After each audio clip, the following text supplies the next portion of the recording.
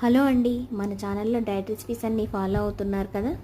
ఈరోజు బ్రేక్ఫాస్ట్కి ఓట్స్ దోశ చేశానండి. చాలా టేస్టీగా వచ్చింది. ఇది చేసుకోవడం కూడా చాలా సింపుల్. 2 కప్పుల ఓట్స్ని 2 అవర్స్ నానబెట్టేసి వాటర్ వేసి మిక్సీ పట్టేసేయండి. ఇప్పుడు దీనిలో 1/2 కప్పు ఇడ్లీ పిండి కూడా యాడ్ చేసుకొని దోశ వేసేసుకోవడమే.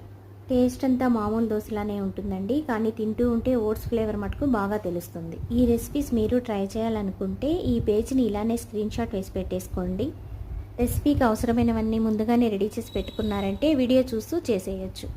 బెంగళూరులో ఈ మధ్య బాగా వర్షాలు పడుతున్నాయండి. వెదర్ అంతా బాగా కూల్గా ఉంది. అందుకని నేను లంచ్కి చపాతీ పాలక్ పన్నీర్ కర్రీ చేశాను. వెదర్ చిల్లింగ్గా ఉండేటప్పుడు రెగ్యులర్గా తినే రైస్ తినాలంటే బాగా బోర్ కొడుతుంది కదా. బయట వర్షం పడుతూ ఉండేటప్పుడు వేడివేడిగా ఇలా చపాతీలు చేసుకొని పన్నీర్ కర్రీలో అద్దుకొని తింటూ ఉంటే టేస్ట్ అయితే అదిరిపోయిందండి. ఈ టేస్టీ పాలక్ పన్నీర్ కర్రీని ఈజీగా ఎలా చేసుకోవాలో నెక్స్ట్ వీడియోలో పోస్ట్ చేస్తాను.